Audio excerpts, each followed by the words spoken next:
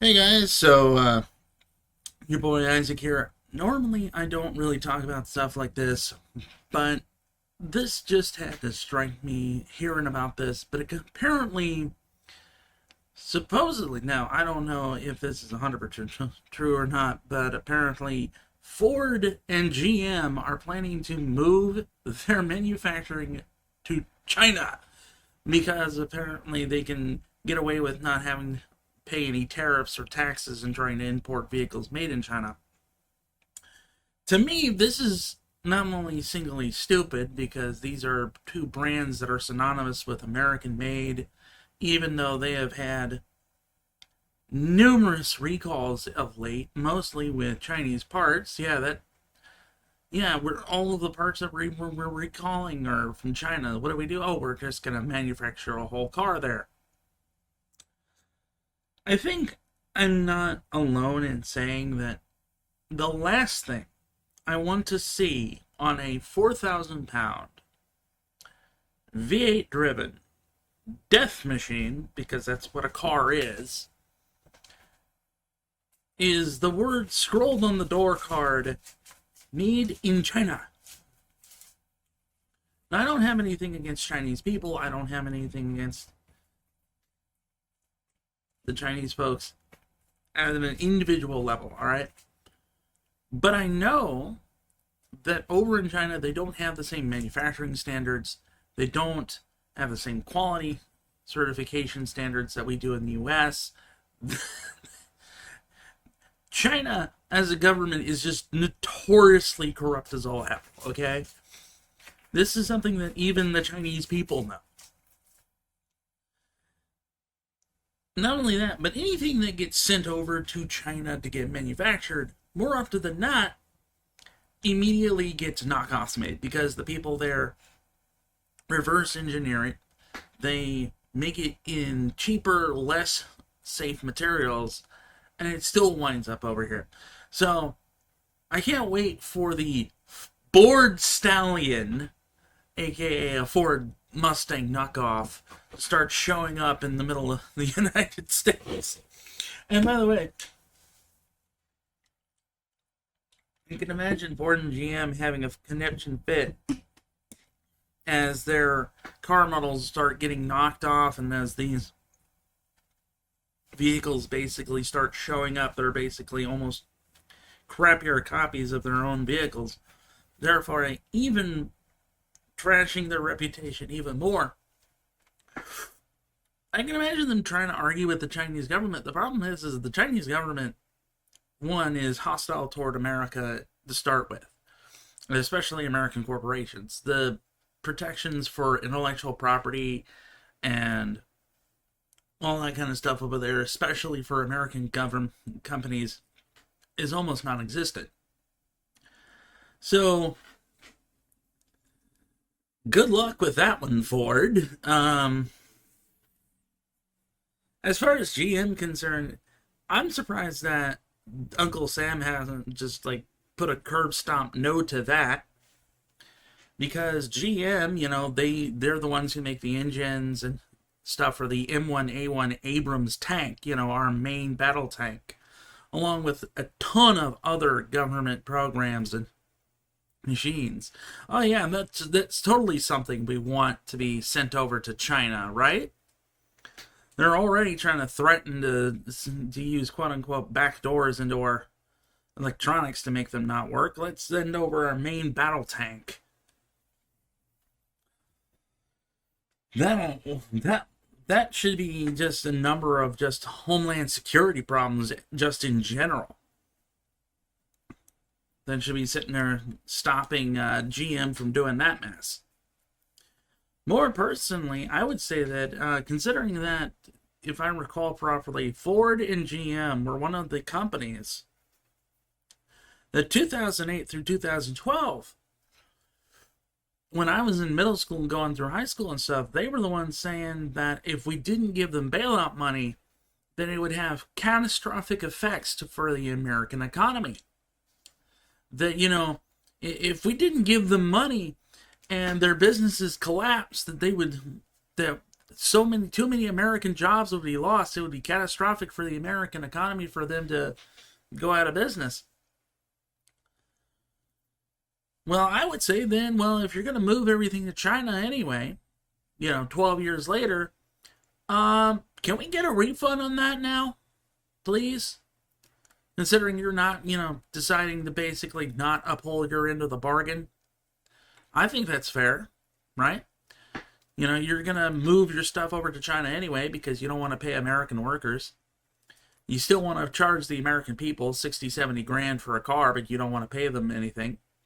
Seems to be common with American businesses these days.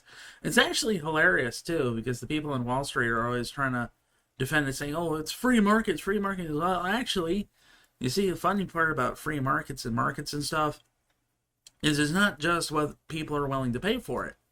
The cost of something is also based on what it actually costs a person to, make that thing.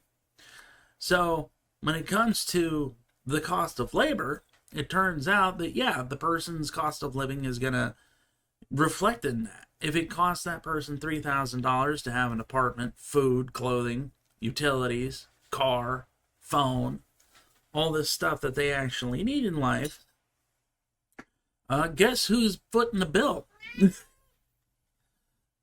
Someone's going to have to foot the bill for that. People are not going to work for less than what it actually costs them to live. And ideally... Meow. Hi, kitty. Meow. Meow. I don't want to be picked up. Too bad. You're being picked up. Pet it. Hi. Ideally, people are actually, hell, realistically, people are not going to work for less than what it costs them to live. It would be insanity. There's no sense in working for $2,000 a month when it costs you $3,000 a month. Not only that, it only makes sense that people would want, profit for themselves in terms of working. That's kind of the point. That as the labor market goes, employees have to make their own profits. They have to be able to cover their own expenses, gas, things like that. So it makes sense that they're going to want at least 2 to 3 times what it actually costs them to make a living. Now, granted, that is a double-edged sword because people do have a really bad habit of when they do get paid more, they tend to put themselves into further debt. And that's something that does kind of need to be drilled into people's heads, is just because you get more money doesn't mean that you need to increase the amount that you're spending all the time. That still being said, though, it's kind of ironic, really, that these companies are trying to run away from having to pay people in the U.S., but they can't seem to figure out why in the world no one's buying their vehicles, which is another problem that Ford and several other car companies are having. Nobody's buying our cars. Well, yeah, because they're too damn expensive. The average car payment is almost $1,000.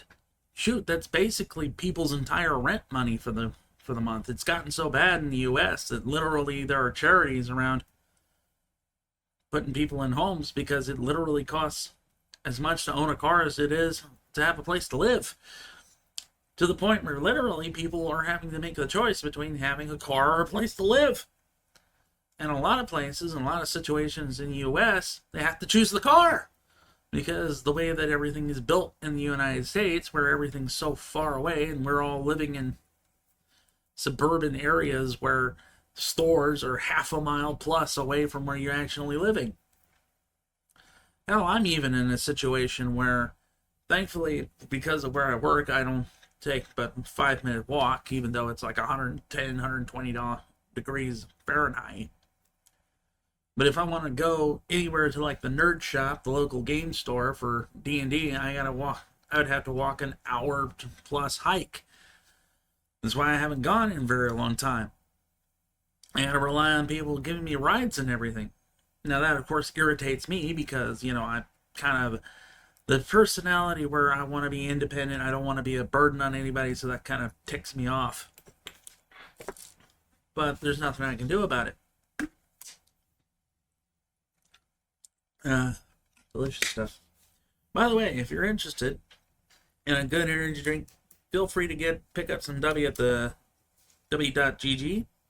If you use code INF10, You'll get 10% off any qualifying order. They also have can variants, but there is no discounts will work on the can variants because of the expense that it actually costs Stubby to make them. Because Stubby is a small company, and it costs a lot of money to do a lot of that stuff. But this is really good stuff. This is actually my favorite flavor, Beach and Peach. They actually sent me this cup for free, by the way. It's actually really awesome.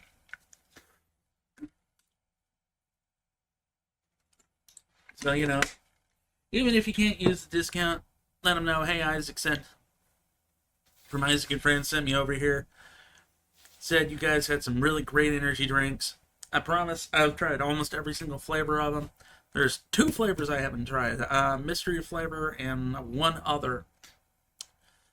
But they do a really good job as far as energy drinks go. There's no sour taste, no powdery taste, all that stuff. Anywho.